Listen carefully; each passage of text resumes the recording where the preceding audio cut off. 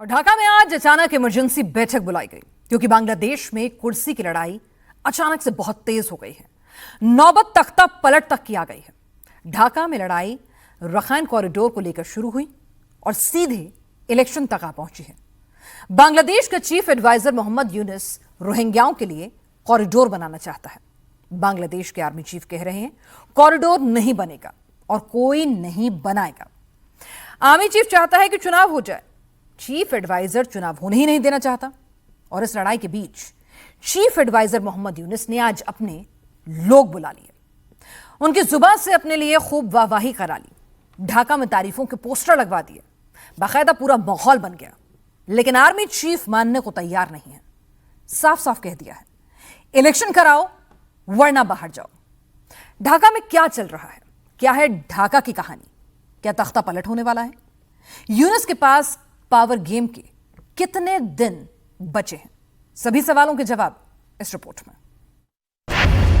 बांग्लादेश में दिसंबर से पहले चुनाव कराओ, 1 जनवरी 26 से पहले नई सरकार बनाओ, रखाइन का खूनी कॉरिडोर नहीं बनेगा। खुद को बांग्लादेश का मालिक समझ बैठे मोहम्मद यूनुस को यह फाइनल वार्निंग है, लास्ट अल्टीमेटम है। यूनुस को उसकी असली हैसियत दिखाने वाला फौजी जनरल का नाम है वकार उज जमा। वकार उज जमा 4 स्टार जनरल है, बांग्लादेश आर्मी के चीफ हैं। वकार उज जमा के अल्टीमेटम के बाद बांग्लादेश में तख्ता पलट का काउंटडाउन चल रहा है। वकार उज जमा दुनिया भर की हेडलाइंस में छाए हुए हैं। 9 महीने से विदेशी ताकतों के हाथ में खेल रहे यूनुस का पावर गेम कभी भी ओवर हो सकता है। उसे देश छोड़कर भागना पड़ सकता है। घबराया हुआ यूनुस इस्तीफे की धमकी दे रहा है। 1 बाय 1 इमरजेंसी मीटिंग्स चल रही हैं। ढाका से लेकर कई शहरों तक लोग सड़कों पर उतर आए हैं। यूनुस की विदाई के नारे लग रहे हैं। কোনো চাঁদাবাজ দখলবাজদের হাতে এ দেশের শাসনভার আর তুলে দিতে চাই না। बांग्लादेश से लेकर पाकिस्तान तक, चीन से लेकर अमेरिका तक वकार उज जमा के नाम की चर्चा हो रही है। लेकिन वकार उज जमा पाकिस्तान के 5 स्टार वाले जनरल से बिल्कुल अलग है। पाकिस्तान का फील्ड मार्शल आसिम मुनीर खुद को पाकिस्तान का भगवान मानता है। उसके बिना पाकिस्तान में पत्ता भी नहीं हिलता। आसिम मुनीर पूरे पाकिस्तान को अपने इशारों पर चलाता है। फील्ड मार्शल की कुर्सी पर बैठकर पूरे मुल्क को कंट्रोल करता है। शहबाज वो ही बोलता है जो मुनीर चाहता है। सरकार के हर फैसले में आर्मी चीफ का ही दखल होता है। वकार उज जमा 4 स्टार जनरल हैं। 2027 में उनका रिटायरमेंट होना है। वो कई बार बयान दे चुके हैं कि पद छोड़ने से पहले वो देश को सुरक्षित हाथों में देखना चाहते हैं। आसिम मुनीर फील्ड मार्शल है। 2027 में मुनीर का रिटायरमेंट होना था, लेकिन फील्ड मार्शल बनने के बाद उसका कभी रिटायरमेंट नहीं होगा। आसिम मुनीर कुर्सी नहीं छोड़ना चाहता, इसलिए उसने फील्ड मार्शल पर प्रमोशन ले लिया। अब वो बिना तख्ता पलट किए पाकिस्तानी हुकूमत को अपने इशारों पर नचा सकेगा। पूरी जिंदगी पाकिस्तान पर अपनी हुकूमत चला सकेगा। पाकिस्तान और बांग्लादेश की पॉलिटिकल सिचुएशन में भी ज्यादा फर्क नहीं है।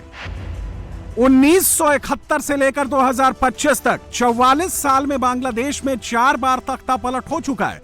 5वें की तैयारी चल रही है। 1947 से लेकर 2025 तक 78 साल में पाकिस्तान के 3 तख्ता पलट हो चुके हैं और मुनीर 4थे की तैयारी कर रहा है। पाकिस्तान और बांग्लादेश दोनों मुल्कों में तख्ता पलट आम बात है।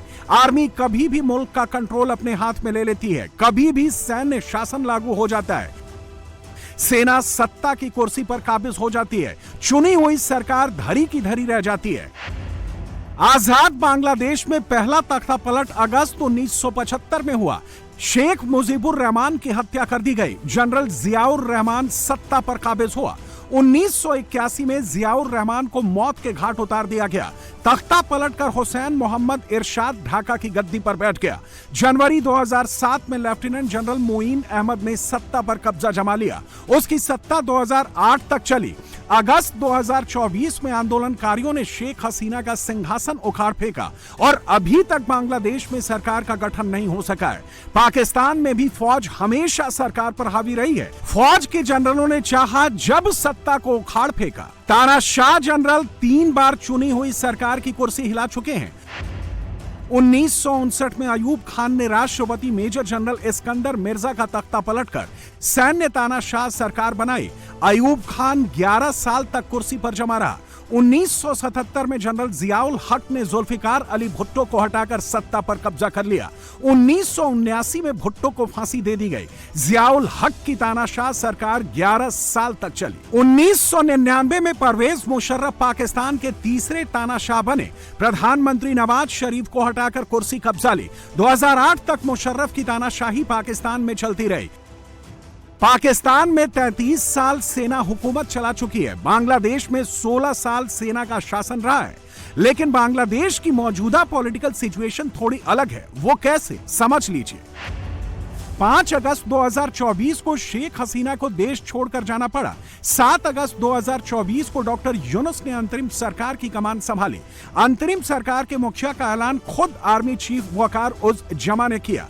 वादा किया गया कि 6 महीने के अंदर सरकार चुन ली जाएगी, लेकिन मोहम्मद यूनुस कुर्सी से चिपक गया। इलेक्शन की डेट्स आगे खिसकती रही। 10 महीने में भी चुनाव पर फैसला नहीं हो सका। प्रेशर बढ़ा तो मोहम्मद यूनुस ने दिसंबर 2025 में इलेक्शन कराने का वादा किया, लेकिन अभी तक इलेक्शन का कोई रोड मैप तैयार नहीं हो सका है। आरोप लग रहा है कि यूनुस पहले दिन से अमेरिका के इशारों पर काम कर रहा है। किसी भी हाल में कुर्सी नहीं छोड़ना चाहता है। बांग्लादेश की सत्ता में बैठे यूसुफ को 10 महीने हो चुके हैं। अभी तक इलेक्शन की डेट्स का आता पता नहीं है, जबकि जमात और शिविर को छोड़कर पूरा देश चाहता है कि इलेक्शन हो जाए, सरकार बन जाए।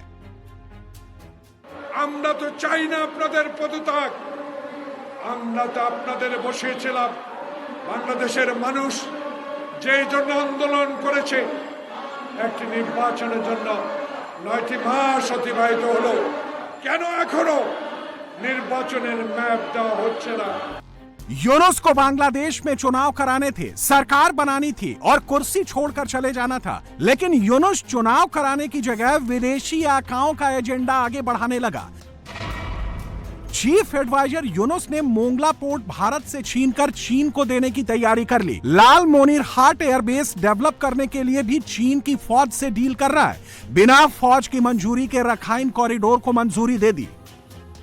अर्थशास्त्री यूनुस 9 महीने से पॉलिटिशियन बनने की कोशिश कर रहा है। उसके पास अपना कोई वोट बैंक नहीं है। उसे पता है कि चीन, पाकिस्तान और अमेरिका के सपोर्ट से ही वो कुर्सी पर टिका रह सकता है, इसलिए अपने फैसलों से इन देशों को खुश करने में लगा हुआ है। लेकिन ऐन वक्त पर आर्मी चीफ वकार उज जमा यूनुस के सामने दीवार बनकर खड़े हो गए हैं।